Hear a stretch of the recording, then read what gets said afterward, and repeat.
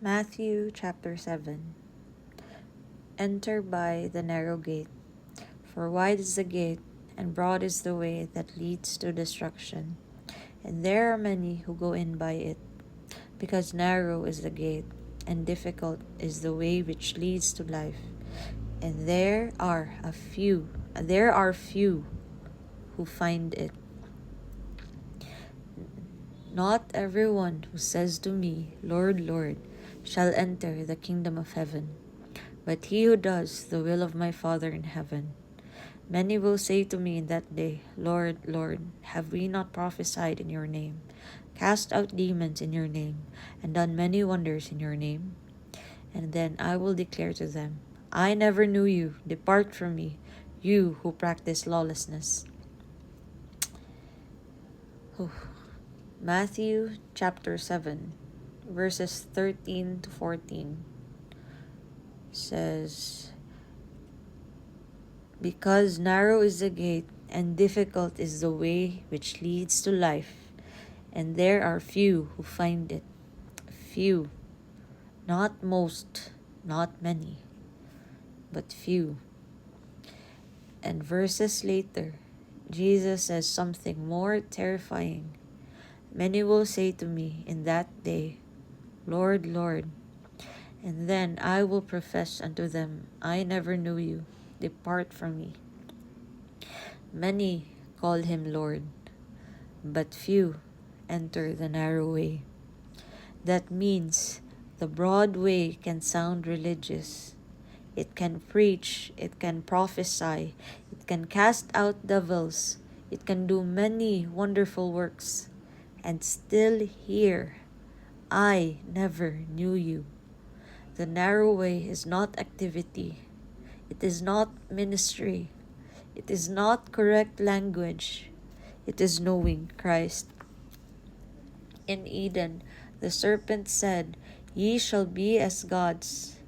That was the beginning of self-rule, knowledge without submission, spirituality without dependence. Humanity chose autonomy instead of relationship, and we have been repeating that choice ever since. You can build towers, you can build churches, you can build platforms, you can say Lord, and still not know Him. Jesus does not say, You never worked. He says, I never knew you. That word knew is relational, intimate, personal, mutual. It's not you knew about me, not you spoke about me, it's not you represented me, but I never knew you. The narrow way is not moral improvement. It is surrender to a person. I am the way, the truth, and the life. John chapter 14 verse 6. He is not pointing to a path. He is the gate. The broad way allows religion without repentance.